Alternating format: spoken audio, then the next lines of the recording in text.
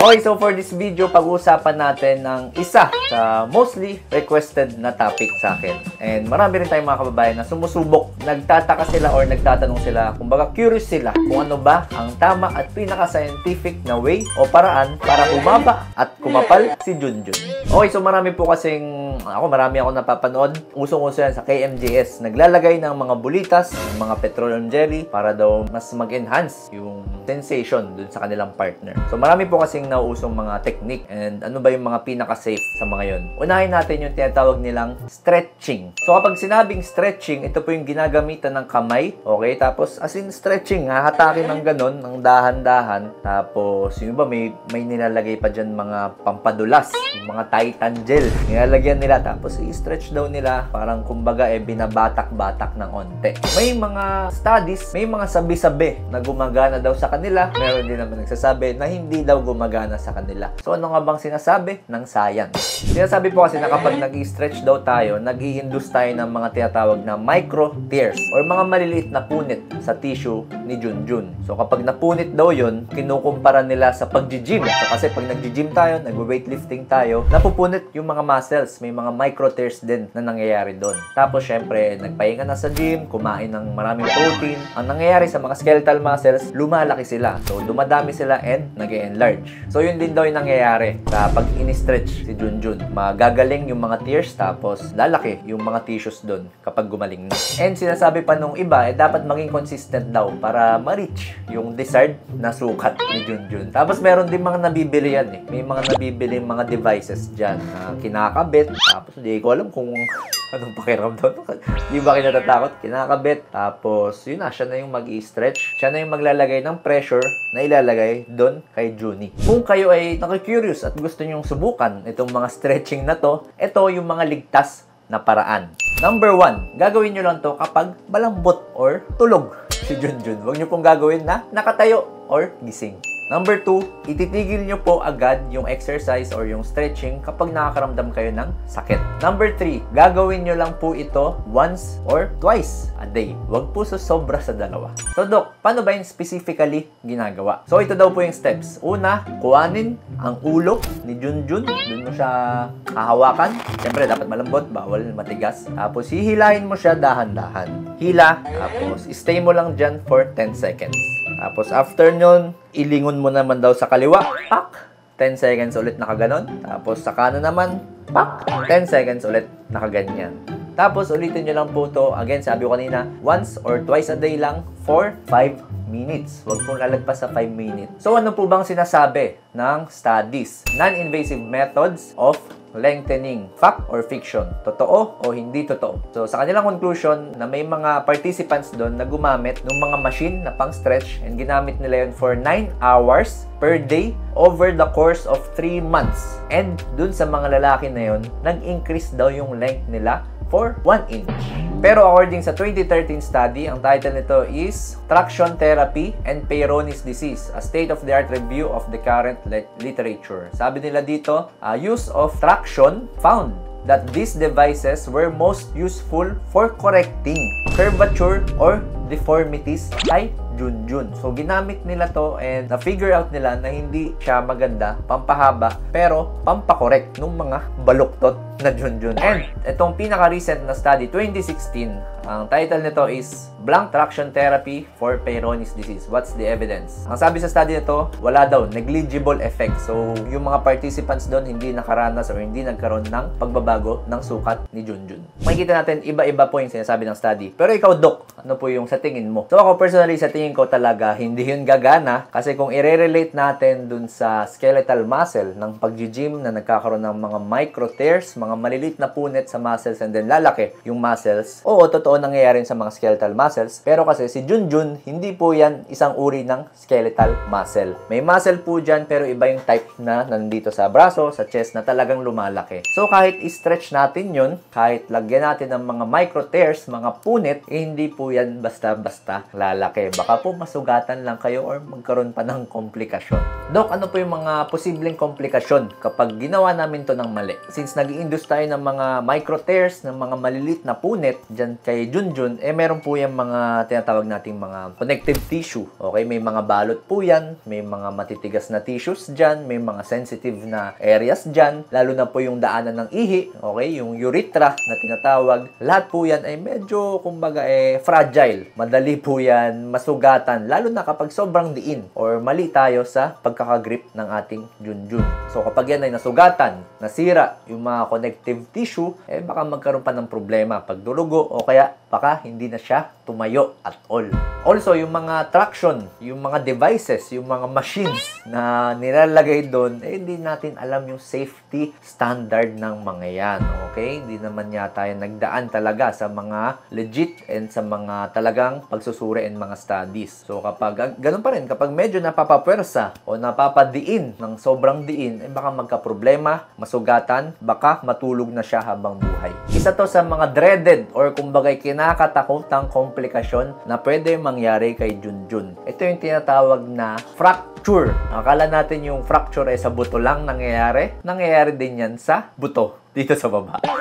So, ito po ang itsura ng normal na Junjun sa ultrasound. So, itong puti na to, yan po yung balot. Meron po kasi yan balot Bukod sa pinakalabas, ginugupit pagtuli, meron pa yung balot sa loob. Dapat po walang butas dyan, dapat continuous yan, dapat wala po yung kumbaga discontinuity. Ngayon kapag po tayo ay nagkaroon ng trauma, okay, nabangga, na aksidente, minsan kapag tayo ay nakikipag-contact na sobrang intense, tapos sobrang tayong-tayo talaga si Junie, o kaya naman nasobrahan sa pagsasarili, yan yung mga causes nun. Pwede po mapunit itong balot na yan.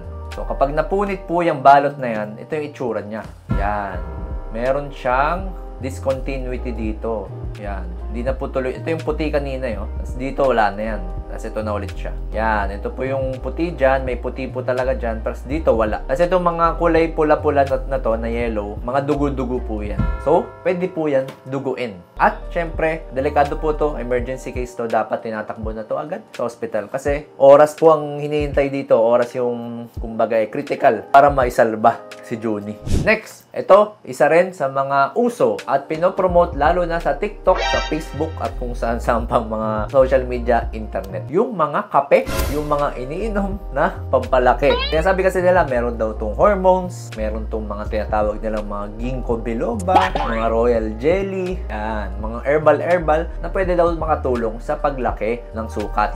Ang kaso lang po, itong napakaraming ingredients na nilalagay dyan. Tapos, minsan marami pang sugar na nilalagay kasi kape. Tapos, syempre, dapat masarap. So, dapat matamis para bibilin ng masa.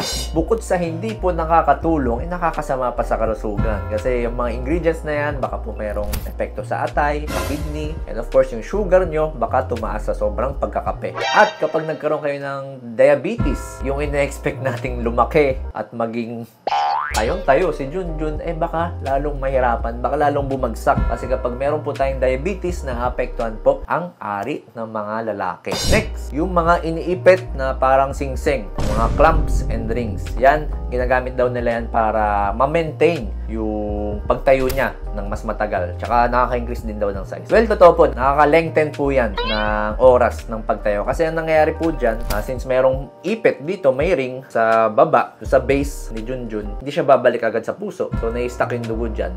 Again, ano po bang nagpapatigas, nagpapatayo? Yung blood flow. So, kung maganda yung blood flow doon, malakas yung blood flow, tatayo talaga siya. Kaso lang, kapag napapasobra po, more than 30 minutes, pwede pong maapektuhan na yung mga tissues doon. Pwedeng, kumbaga magkaroon na ng congestion. Sobrang dami ng dugo doon, hindi na makabalik. Masama rin po kasi kapag hindi nakakabalik, nasisira na po yung mga tissues doon.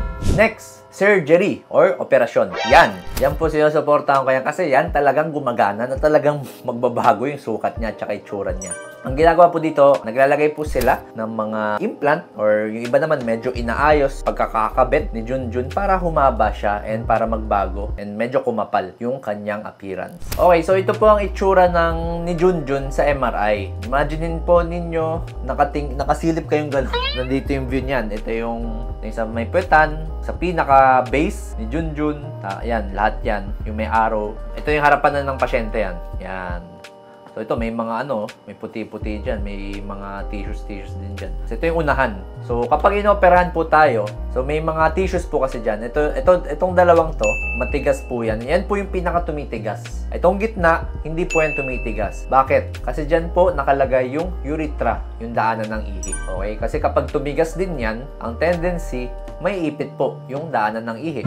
Diba, dun din dumadaan yung katas ni Junjun. O pag naipit yun, hindi makakalabas yung katas kapag nagkaroon na na si Mister. So, hindi po yan tumitigas. Malambot lang po yan. Kapag inoperahan po kayo, dito po yan ilalagay. Diyan sa dalawang tumitigas. Diyan po ilalagay yung mga implants. Makatulong sa pagbabago ng shape tsaka ng sukat. Ang problema lang po dito sa procedure na to, of course, meron laging mga disadvantages. Medyo, kumbaga, mabusisi po yan. Mga espesyalista talaga gumagawa niyan. So, maghahanda po tayo ng malaki-laking pera. And of course, sa mga insurance company, kung pinaplano nyo na i-cover siya ng mga HMO, mga insurance, duda kung mako-cover po yan. Mabilis lang naman po ito gawin. Wala naman masyadong komplikasyon dito. Basta magaling po. And talagang espesyalista yung pupuntahan ninyo. Of course, expect po natin na medyo mamamaga si Junjun ng ilang araw. And syempre, bawal muna magsarili habang nagpapagaling.